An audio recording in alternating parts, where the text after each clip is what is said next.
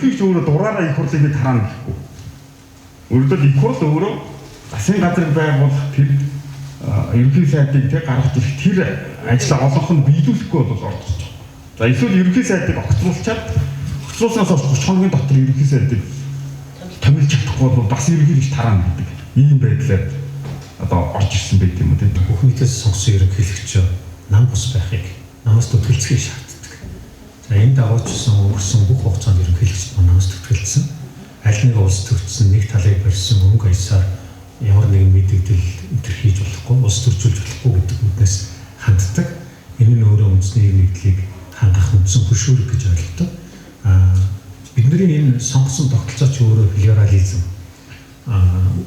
үзэл бодлороо эвлэлтэнд нэгдэж таалцаж одоо олон янзын үзэл санааг уралдуулдаг нийгэм учраас энэ эргээд бас нийгэмд бас тодорхой төвшөнд бас сөрөг үр дагавар үзүүлэх магадaltaй байдаг учраас төрийн тэргүүн нь өөрөө аль болох энэ үндэсний юм нэгдлийг сахин хамгаалах. Тэгээс сарнахгүй, бутраахгүй, салан тусгаарлах хүслийг өөдөөхгүй, улс төрчихгүй, намчихгүй байхын үүргийг хүсдэг. Үндэсний аюулгүй байдлын зөвлөл маань өөрөө нөгөө 3 эрхнийхний одоо нөгөө засгийн газар их хурал ингээ юм хийж гурлаа багтчихж байгаа. Энэ бол зөвхөн манайд байгаа ганцхан практик. Дэлхийн өөр улсад бол одоохондоо би санахгүй байхгүй. Гэтэл ер нь парламент спикер уу одоо парламентын дарга их хурлын дарга бол энэ үндэсний аюулгүй байдлын зөвлөл туг нь бол хамаагүй багтдаг. Ерөнхийдөө үндэсний аюулгүй байдлын зөвлөлийг тэргүүлнэ л гэж байгаа үндэслэл. Үндэсний аюулгүй байдлын зөвлөл үндэсний аюулгүй байдлыг хангах ямар ч бүхэн зүйлээ байхгүй. Бүр үндсэн хуулийн 38 дугаар зөвлөлийн 2-ын 6 дээр засгийн газрын онцгой бүрийн дотор үндэсний аюулгүй байдлыг хангах гэж байна. Засгийн газрын ажил. Одоо бид нэр үндэсний аюулгүй байдлын энэ ажлыг хийдэг энэ шиг нэг хууль нь тийм гарсан. Тэгээд тэгж ойлгодог юм бол жоохон яахгүй болохгүй байна. Өөрөөр юу хэрэг үндэсний аюулгүй байдлын зөвлөлчин өөрөө юу гэхээр одоо тэр улс төрийн ерөнхийдөө зөвшөөрөл ойлголцыг хангад илэрхийлэх нэг л ийм цугхгүй зүгээр зөвлөх энэ бол юм хийдэг газар биш. Энэ тийм даалгавар өгдөг газар бол биш тийм. Тэгэхээр бид нэр эргээд үндсэн хуулийнхаа энэ үзэл санаа үзэл баримтлал нийцүүлж үндэсний аюулгүй байдлын зөвлөлийг дахиж одоо хуулиар зөв тодорхойлж байршуулах шаардлагатай. Тэгэхээр нэг бид нар үндсэн хууль дээр үндэсний аюулгүй байдлыг хангах чинь засгийн газрын ажил шүү гэж бичсэн баг. Энийг бид үндэсний аюулгүй байдлын зөвлөл гэж өмнөд өгөөд тэрийг ерөнхийдөө ажиллах гэж шаардлагатай. Энэ ажил засгийн газар. Тэгэхээр ч үндэсний аюулгүй байдлын зөвлөлийн ажиллах гол төв нь угаасаа засгийн газар дээр л байна. Манай үндсэн хуулиар. Өөрөөр хэлбэл үндэсний аюулгүй байдлын зөвлөл рүү зөвхөн ерөнхий сайдын санаачиж оруулсан асуудлыг хилцдэг байна. Түүнээс тийч ерөнхийлөгч юм уу их хурлын дараа дураараа юм оруулаад засгийн газрын зөвшөөрлгүйгээр ийш тийшээ даалгавар өгдөг, зөвлөмж өгдөг байж болохгүй.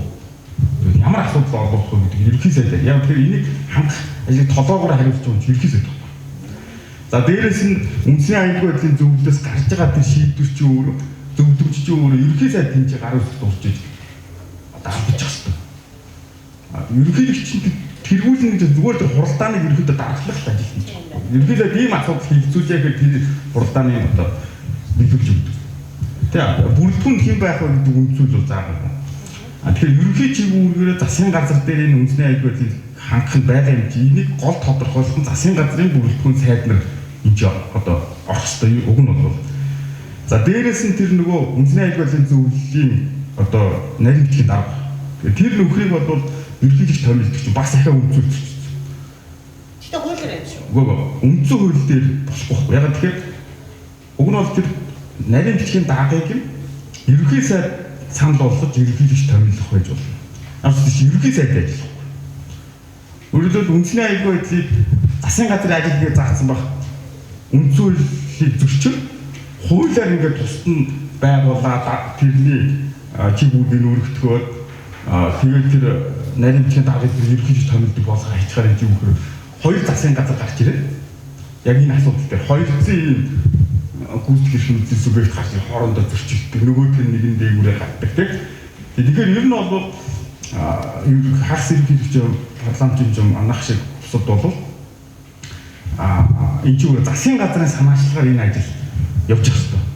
Гадаад харилцаа ч гэсэн адилхан. Гадаад харилцааны асуудал дээр бол ерөнхийдөө дураараа одоо янз бүрийн санаачлал хийж болох. Угаасаа үндсэн хуулийн ахаад 38 дээр ч юу гэхээр гадаад бодлогыг хэрэгжүүлэх чинь засгийн газрын ажил гэж байна. Бүх засгийн газрын үүсгэл санаачлагаар ирсэн юм дээр ерөнхийдөө тэн дээр оролцсон. Гэхдээ элчин сайдуудыг томилох тийм бусад одоо тэр юм дээр чинь тэгэхээр элчин сайдыг томилох дээр гадаад бодлогыг хэрэгжүүлэх нь засгийн газрын ажил гэдэг үндсэн хуулийн 38-2-ын 8 дээр бичсэн учраас элчин сайдууд хэн байх вэ гэдгийг сонгон шалруулаад гаргах нь засгийн газар. Тэгээд тэрийг ерөнхийлөгчд санд болгоо ерөнхийлөгч тэрийг харин цаашаа их хурд руу оруулах үгүй гэдгийг өөрөө шийд. Түүнээс гадаад бодлогыг хэрэгжүүлэх нь засгийн газрын ажил бол дунд бодлогыг хэн хэрэгжүүлэх хүн хэрэгжүүлдэг шүү дээ. Тэгэхээр тэр бүнийг нь томилох засгийн газрыг оролцуулахгүй байж болохгүй. Тэгэхээр дүгнэлт хийх юм бол юу гэхээр ерөөсөө манай улсын ерөнхийлөгч бол өөрөө ингээд санаачлаад засгийн газрын ажлыг аваад их хурд руу ороод шүүх рүү ордог субъектлээс илүү өөр субъектүүдийн тэр чиг үүргээр хийцэн ажлуудыг ёсчилж алгажуулах тэр төрийн тэргүүний ажиллал хийдэг юм зүйл. Кандидатын өөрийн хөтөлбөрийг харахаар засгийн газрын ажлуудыг авч хэрэгжүүлээд хандлаад байна. За дээр нь ялангуяа бүр тодруулж хэлэх юм бол 2020 оны улсын хурлын сонгуульд ялалт байгуулсан улс төрийн нам тэр намаас нэр дэвшиж байгаа нэр дэвшигч хоёрын хоорондын өөрийн хөтөлбөрийн зөрүү их бага. Тэгэхээр би юу гэж харж байна вэхээр уул нь бол энэ үндсэн хуулиар олгогдсон энэ 12.3 эрхийнхэн хүрээнд Монгол Улсын ерөнхийлөгч амлалт өгж мөрийн хөтөлбөр боловсруулах ёстой гэж харж байгаа. Харамсалтай нь энэ намуудын мөрийн хөтөлбөр тийм биш байна. Дээр нь нэг юм хэмжиж болох үз эхлэгцийг нь тодорхой судалгаан дээр тулгуурласан тэгээд өвдөм нь тодорхой хүрж болох үс хэмжээний мөрийн хөтөлбөр амлах хэрэгтэй. Тэгтэл одоо өнөөдрийн намуудын мөрийн хөтөлбөрүүдийг нэр дэвшигчдийн мөрийн хөтөлбөрүүдийг харахад бол зүгээр л хийх ажлын чагсаалт байгаа байхгүй юу? Эдийн засгийн хувьд яах юм, боловсролын хувьд яах юм, ээлгүй байдлын хувьд яах юм, за эрүүл мэндийн хувьд ямар байх юм гэдэг. Энэ чинь бүгдөө засгийн газрын ажил. Ерөнхийлөгчийн сонгуулийн эрх үүрэг нь юу юм бэ бодтойгоор. Тэрэндээ тулгуурлаж энэ хүн яг юу хийж чадах юм бэ гэдгээ бодох ёстой гэж би одоо бол хардаг. Ер нь цаашид бол энэ ерөнхийлөгчийн сонгуулийн мөрийн хөтөлбөрийг илүү тодорхой ойлгомжтой байлгах үүднээс манай сонгогчид гэсэн ус бэлтгэх ёстой. Бас юу шаардах вэ? Юу шаардахгүй байх вэ гэдгийг бас ойлгох ёстой. Харамсалтай тийм биш. Нөгөө бүх ард түмнээс санал сонгогдоод байгаа учраас хэн төрүүлж хамгийн олон санал авах вэ гэдгээр уралдаан. Энэ хуулиар чи бол нөгөө саналаа өгсөн сонгогчдын 50-аас илүү хувийн санал авах ёстой. Хуулийн шаардлага. Тэгэхээр чинь бүгдөө уралдаанд орцож байгаа юм л да. Энэ их зовлонтой төв зураг харагдаад байна. 2017 онд ерөнхийлөгчийн сонгуул дахин явагдсан шүү дээ. Яагаад гэвэл нэр дэвшсэн хүмүүсийг хинэмж олохын санал авч чадаагүй. Тэгэхээр одоо энэ гурван нэр дэвшигч маань яг хэдэн хүний одоо санал авах тухай одоо сонгуул маань хүчтэй болох юм. 2017 онд бүр ингэ 68 болтлоо буураад ер нь ингээд ерөнхийлөгчийн сонгуульд оролцох. Ер нь сонгуульд оролцох юм итгэх бол нэлээд буураад байна. Одоо энэ удаагийн сонгууль орчих юм бол хэрвээ ихч бүрдэхгүй байвал ер нь дахин сонгуул болоод ингээд хийнэштэй. Энэнд ер нь ямар хэмжээний зардал гаргана гэдэг ч юм уу те энийг одоо хуулиар яаж зохицуулсан байдаг юм бол сонгуулийн эрдэс 50-аас дээш байх хэрэгтэй. За тэгээд саналаа өгсөн сонгогчдын 50-аас илүү хувийн буюу олонхын саналыг авч иж нэр дэвшигч тодорхой. Хэрвээ эхний санал хураалтаар нэр дэвшигч олонхын санал авч чадахгүй бол дахин санал хураалт явуулна. Дахин санал хураалт явуулахдаа хамгийн олон санал авсан хоёр нэр дэвшигчийг улсын хурал 14 хоногийн дотор дахин санал хураалт авах 5-ыг батлаад ингээд дахин санал хураалт явуулах юм хуулийн залтаг. Бид нар урьдчилсан санал өгөх механизмыг илүү өргөжүүлэх хэрэгтэй. Одоо бол хуулинд зөвхөн санал авах байранд очих боломжгүй иргэдийг урьдчилсан санал зөвөрийн хайцаг саналыг авч штэ. Ер нь бол технологийн хувьд бол боломжтой бүрдсэн. 7 хоногийн өмнө гэрд ажил гараад явах шаардлагатай байгаа бол би сонгуулийн хэсгийн орон дээр очиод саналаа өгөх боломжийг хууль зүйн утгаараа олох хэрэгтэй. Гадаадд байгаа сонгогчдтой холбоотой асуудлыг би бас яг нэмж хэлье гэж бодож байна. Одоо бол 45 дипломат төлөөлөгчийн газраас зөвлөж байгаа. аль болох энийг өргөдгөх хэрэгтэй. Өргөжүүлэх хэрэгтэй. Манайх бол ерөнхийдөө яг өөр байж байгаа. Ингээд буурж байгаа гэсэн 60%, 68% гэдэг чинь бол өндөр. Энэ өндөртэй болж байгаа. Энэ энэний өөрсдийнх нь үүсгэл санаачлахаар маш олон арга хэмжээ явж байгаа нь өөрөө сайн шилдэхгүй. Энэ маш чухал тавигддаг. Яг гэх юм бол ялангуяа тэр улс дотроос гадна одоо төрийн тэргүүний ерөнхийлөгчөө ч юм одоо ингэ сонгож байгаа энэ тохиолдол чинь олон улсын ямар ч улсын сонгуулийн бол олон улсын анхаарлын төвд байдаг сонгуул л да. Тэлцээнийг бол ялангуяа таны хэлдгээр яг тодорхой хэмжээний бас одоо хэрвээ хууль руугаар зохицуулах байдаг бол тэд удаа мэдүүлсэн. Гэхдээ зайлшгүй ерөнхийлөгч нөгөө 10 хэдэн бүрийн их байгаа шүү дээ. Тэр юуныхаа хүрээнд хамгийн одоо тод харагдах гадаад бодлого аюулгүй асуудлаар мэдүүлсэн юм уу те. Тэгээд дотоод энэнийг хангах одоо засгийн газрыг дэмжиж ажиллах ч юм уу энэ чиглэл гэсэн иймэрхүү асуудлуудаа зайлшгүй мэдүүлэх бол шаардлага бол үнэхээр байна. Хэрвээ дэх юм бол ялангуяа одоо манай сонгуулийн ажиллаж байгаа гадны ажиллагчид одоо ялангуяа гадаад бодлого асуудлын дээр явж байгаа. Бид болсон ерөнхийлөгчийн сонгуул юм уу парламентын сонгуулийг одоо их барих хүч энэ нам гарах юм бол энэ хүн сонгуульд ялах юм бол гадаад улстай ингэж харьцах юм байна. Хоёр хурцтайгаа ингэж харьцах юм байна. Хөрмөдтэй анх юм байна. Бас нутагтаа энэ бодлого явуулах юм байна гэж бичлэн гадагшаа ярьдаг. Тэгэхээр ялангуяа энэ асуудлаар дотоод мэтгэлцэж бид нар хэлийн чандад гадаад оронд өөрсдөө бас ойлгуулах зөв таниулах зөв сурталчлах гэсэн юм асуудал. Энийг хуулиар зохицуулж өгөх боломжтой. Хоол юм бол 20 оны сонгуулиар шийдэгдэхгүй. Хилцээ нэг юм бол би бол юу гэж бодож байгаа вэ? Ерөнхийлөгч яг чиг үүрэг сайн статусыг тодруулж яриад тэгээд ерөнхийлөгчийг хэрэгжүүлдэг ийм бүрийн эрхүүдийг бид 4 багт болгож байгаа. Хууль тогтоох эрхүүдтэй холбоотой юм байна. Засгийн газартай холбоотой юм байна. Шүүхтэй холбоотой юм, бусад юм байна. Одоо чинь гадаад бодлого дээр ч гэсэн бид нар цаашдаа анхаарах юм юу гэхээр ерөнхийлөгч бол өөрөө санаачлахаараа олон улсад өөрийнхөө гадаад бодлогын гэдэг юм уу Монгол улсын гадаад бодлогын байр суурь мөр гэсэн бол дураараа илэрхийлж болохгүй өнцгөлтэй зөрчилдөн. Тэгээс өмнө заавал засгийн газараар тэр шийдвэр гаргуулж иж зөвшөөрүүлж иж тэрийг илэрхийлэх хэрэгтэй. Тэ? За тэр гадаад улсад суух одоо төлөөлөгчийн газар тэргүүнийг тэ ерөнхийлөгч бол их хурлаа зөвшөөрөхөөс өмнө бол тэр хүн нь дахиад засгийн газар гадаад тэргийн яамаар дамжиж гарч ирэх хэрэгтэй. Тэ? За тэгээд янз бүрийн арга хэмжээнд оролцсноо өөрөө дураараа би энд орно биш. Урьдчилаад тэрийг засгийн газараа зөвшөөрүүлсэн л байна.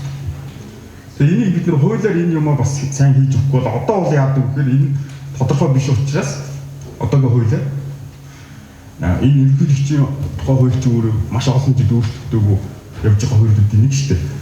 Тэгэхээр тэр утгаараа ингээд нөгөө манай үндсэн хуулиас ингээд зөрчөөд байгаа. Тэгээд бид нар одоо сүүлдээ юу болж байгаа гэхээр гадаад бодлого дээр ерөнхийлөгч ямар бодлого байна гэсэн гэдэг байна. Тэр чинь ерөнхийлөгч шийдэхгүй шүү дээ. Их хурл шийдэн тэрний хэрэгжүүлэх нь засгийн газрын ажил байхгүй юу? Тэгэхээр энэ нөгөө хүрээ заагийг нь тодорхой болгох ерөнхийлөгчийн бүрийн эрхийг удаадараа хязгаарлаад бууруулад байгаа. Тэгээд ер нь цаашдаа одоо байгаа чиглэлүүдийг аль тал руу хилээд аль тал руу хязгаарлах ёстой вэ гэдэг дээр манай судлаачдын хувийн үнэлэмж дүгнэлт юу байгаа вэ? Билег тэмдгийн шинжтэй биш. Угаасаа маш хүчтэй. Үндсэн хууль дээр бол одоо хууль тогтоохтой холбоотой гүйцэтгэхтэй шүүх эрх мэдэлтэй холбоотой маш том юм бүрийн эрхүүд бол байдаг. Яг үндсэн хуулиар олгосон тийм. Жишээлбэл хууль санаачлах тийм. Хуульд хориг тавих. Хэрвээ хуульд хориг тавьчих юм бол их хуралдаан сууж байгаа гишүүдийн 3-1-ээс дээш хүлээгээд авчих юм бол тэр одоо хууль нь гарахгүй. Ийм өндөр нөгөө одоо босгоо тийм. Тэр хоргийг ингэж тавдаг. Энэ бол маш том юм одоо их хэлбэл багхгүй. Тэгээд засгийн газартай холбоотой тийм одоо чиглэлүүд байж байгаа. Яг нөгөө хэлбэрийн байгууллагатай холбоотой оролцохоос гадна бол яг үндсэн хуулиар бол бид нэр үндсүүлээс жоох юм гэж зөрчсөн байдлаар хийгдэж байгаа нь бол тэр нөгөө үндэсний аюулгүй байдлын зөвлөл тийм гадаад харилцааны юм дээр бол засгийн газрын бол их нэлээд ордог. Тэгэхээр энийг бол түрүүнээс хойш тайлбарлах гэж оролдоод байгаа ч ингэж уг нь байранд нь тавих хэрэгтэй. Тэгээд шүүхтэй холбоотой юм тийм сонгуул шалгуулаад гараад ирсэн тэр нэр дэвшигчийг одоо ерөнхий зөвлөлд санд болохоор томилно. дээлжүүхийн санд болсноор ерөнхий шүүгчийг томилно. Улсын хурлаа одоо зөвшөөрсөн улсын ерөнхий прокуратурын орлогчийг одоо томилно те. За мөн үндсүүлийн цэцгийн 3 гишүүнийг нэр дэвшүүлнэ гэсэн те. За тэгээ бас цэцэд өөрөө хүсэж гарна. Тэгэхээр энэ бол ерөнхийдөө шүүх эрх мэдэл тал руугаа тэрнтэй холбогддог ийм үндсэн хуулиар бүр олгосон юм бүрийн эрхүүд бол байж. За бусад бүрийн эрхийн хувьд бол нөгөө Монгол улсын хариат болох хариатаас гарах те оргон эрхийг олгох нөгөө одоо медалийг дээр олгох гэдэг энэ дөрөвдөх юм багц бүрийн эрх гэж. Тэгэхээр энэ бол яг үндсэн хуулиар олгосон бүрийн эрх гэхгүй. Тэгэхээр эдрийгээ бол яг тэр үндсэн хуулийнхаа үзэл баримтлалын дагуу те зөв хэрэгжүүлээд одоо явах юм бол энэ бас хангалттай юм оролцоотой. Судлаачдын одоо нэлээд олонныхон сандаа зарим нь ахиа хасах хэрэгтэй гэдэг юм юу гэдэг. Одоо сандууд бол байдаг. Гэхдээ одоогийн энэ бүрийн эрхийг хэрэгжүүлэхэд бол энэ бол одоо шийдвэрлэх үүрэгтэй. За тэгээд 2019 онд үндсүүлд оруулсан нэмэлт өөрчлөлтөөр бол юу гэхээр 30 жил үүссэн байсан маш том юм гажиг зассан. Тэрний юу гэхээр сая дурдсан үндсүүл тодорхой ерөнхийдөө олгоогүй бүрийн эрхүүдийг хуулиар ингэ нэмж өгсөн. Тэрс бүр үндсүүл огт байхгүй. Тэгээд тэр нь одоо жишээлбэл нөгөө шүүхчийг тамдаад зогсохгүй шүүгчийг шийдэж одоо шүүхийн ерөнхий зөвлөлийн бүх гишүүд даргын томилно, шүүгчид сахилгын шийдвэрт оногдуулдаг одоо ёс зүйн хорооны тэ дарга гишүүдийн бүгдийн томилно. Үнэхээр нөгөө ажилтны тэмцэх газрын даргыг нэр дэвшүүлнэ. Гэх мэт ийм олон бүрийн эрхүүд одоо хит ихээр овоороод тэгээ энэ нь өөрөө эргээд нөгөө их мэдлийн барилт хяналтын зөвлөгөөр нөлөөлсөн. Уг нь тэр үндсэн хуулийн анхных нь тэр 33-4 заасан заалт нь бол юу гэхээр хуулиар бүрийг олохдоо үндсэн бүрийн эрхийг нь тодруулж процессжуулж олгоно гэж бол бүр чимэд огт номд байдаг байхгүй. Тэрнээс нь бид нар хачаад байсан. Тэгээд 19 оны нэмэлт өөрчлөлтөөр энийг засъя гэж засаад үндсүүл тодорхой заагаагүй бүрийн эрхийг хуулиар нэмж олохыг ерөнхийдөө хоригдсон. За тэгээ энэний дагуу бол сайн шүүхийн хууль гараад тэр шүүх рүү ордог байсан, АТГ рүү ордог байсан тэр эрх мэдүүд бүгдийг хандсан. Одоо цаашаа гүйцээж юу хийх ёстой вэ гэхээр 20 гаруй хуулиар ерөнхийлөгчид үндсүүл байхгүй маш олон бүрийн эрх гэж. Жишээлбэл үндэсний аюул байдлын зөвлөлийн нарийн бичгийн даргаыг томилох тийм гэдэг юм уу. За эсвэл одоо ингээд өөр бусад жишээ сонгуульд ирэх ороо бүрдүүлэхэд орно. Үндэсний олон нийтийн радио телевизийн тийм олон нийтийн зөвлөлийг бүрдүүлэхэд ордог. Эдгээр бүгд хасагдана. Үндсүүлийг хянах. За тэгвэл энэ дээр хасахтай бид нар маш болгоомжтой хасахгүй бүгдийг нь хасаад засгийн газар тийм үү их хурлын олонход ерөнхийлөгчдөр энэ хуулиар өгсөн байсан эрх мэдлүүдийг аваад өгчих юм бол энэ өөрөө жинхэнэ нөгөө олонхын дарамтгүй юм уу эрх барьж олох бүх эрх мэдэл авчих واخгүй. Тэгэхээр энийг хуваарлахтаа бол ерөнхийлөгчдөр байж байгаа эрх мэдлүүдийг болж өгвөл тодорхой хэмжээнд нэмэгдүүлээ балансжуулаад их хурлд цөөнхөд өгөх хэрэгтэй. Ерөнхийлөгчийн өөрөөр нэрхүүрх нь юу юм гэхээр нөгөө ир нийтлийг хангахчтай одоо түрүүний нөгөө ярьсан үг л шүү дээ. За тэгвэл ерөнхийлөгчийн үүргээ биелүүлж чадахгүй бол яах вэ? Хэрвээ тамгаасаар нийцаар тий одоо үндсэн хуулийн бүрийн эрхийг уруул ашигласан ч юм уу тий үндсэн хуулийг оцтод зөрчсөн эсвэл удаадаараа зөрчсөн ийм зүйл байх юм бол одоо үндсэн хуулийн цэц энэ дээр дүгнэлт үндсэн хууль зөрчсөн нү огцруулах үндсэлтэй дүгнэлт. За энийг үндсэн хуулийн цэц одоо нэг их судлаараа буюу 7-оос 9 гишүүнтэй хуралдаа шийднэ. Тэгээд үндсэн хууль зөрчсөн огцруулах үндсэлтэй гэх юм бол энэ тэр дүгнэлт нь их хурл руу орно. Их хурлд ороод хилцэгдээд хуралдаан сууж байгаа нэг дийлэг олонхоор буюу 3-2-оор ерөнхийлөгч огцруулна. За энэ бол яг бас нэг шууд их хуралд өгөхгүй ингээд цэцээр оруулж байгаа чинь бас нэг хэмжээтэй хэд ус төрцийг явцсан сонирхлоор хандахгүй байна. Ерөнхийлөгчийн өөрөө сая функцүүдийг харахаар зүгээр их хурлд олонхын төлөөлөгч байж болохгүй. Энд чинь өөрөө 3 их мэдлийн салаан мөчтэй аль алинтай холбоотой чухал чиглэлтэй харьцангуй олонхоос бие даасан маягийн ийм байх хэрэгтэй. Тэгэхээр тэр баталгааных нь нэг нь бол энэ ийм нөгөө цэцэг дүгнэлт гардаг тийм уралдаан сууж байгаа гişүүдээ олонхоор хавруулдаг ийм зүйл бол үндсэн хууль дээр хийж өгсөн. За энэс өөрөөр бол бас буруу юм гэдэг засах юм байна тийм. Жишээлбэл зарилах гарахтаа хууль зөрчсөн бол их хурл тэрийг төгчинг болгоно. Тэг зарилын хүчин болж байна. За мөн ерөнхийлөгчийн зарилэг те үйл эсвэл үйл ажиллагаа одоо захирамж бүгдээрээ те одоо үндсүүл зөрчсөн асуудал байх бол үндсүүлийн цэц одоо тэрийг нь хилцэж одоо үндсүүл зөрчсөн хэсэгт үйл гаргах те хүчингүй болох ийм бүрэн боломжтой. Одоо ерөнхийлөгч бол хууль санаачлах хэрэгтэй Монгол улсын ерөнхийлөгчтэй. За тэгвэл одоо юу гэдгийг одоо эрх мэдлийн хүрээнд ч юм уу те ерөөсөө Монгол улс ерөнхийлөгчийн засаглалтаа болмоор байна гэдэг одоо ийм хуулийг санаачлах ч юм уу те альсгүй одоо энэ 6 жилийн хугацаанд ажиллаж байгаа сонгогдсон энэ ерөнхийлөгч маань дахиад 6 жилийн хугацаанд сонгох хэрэгтэй гэдэг ийм хууль санаачлалт ч юм уу батлуулах ийм боломж байх уу? За би бол хуульч биш. Гэхдээ одоо байгаа үндсэн хуулийн эхийг тэр гараа тавьж байгаа баг танх болж байгаа юм чинь. Тэр үндсэн хууль зөрчихгүй юм. Үндсэн хуулийн үзэл санааны эсрэг ямар нэгэн улс төрийн үзэл санаа илэрхийлэх нь өөрөө хориотой. Тэр энэ утгаараа бол Монгол улсын ерөнхийлөгч хүн өөрийнхөө эрх мэдлийг нэмэгдүүлэх, эсвэл удирдан сонгогдох, эсвэл засаглалын хэлбэрийг өөрчлөх талаар ямар нэгэн санал санаачлал гарах хэрэггүй. Энэ бол одоо аюул чухал асуудал. Манай зарим улс төрийн намуудтай ч холбоотой асуудал юм. Би нөгөө нам сонирхож хардаг учраас намууд засаглалын хэлбэрийг өөрчлөх талаар ярьж байгаа улс төрийн намууд нь үндсэн хуулийн эсрэг нам гэж үздэг. Гадны улсууд.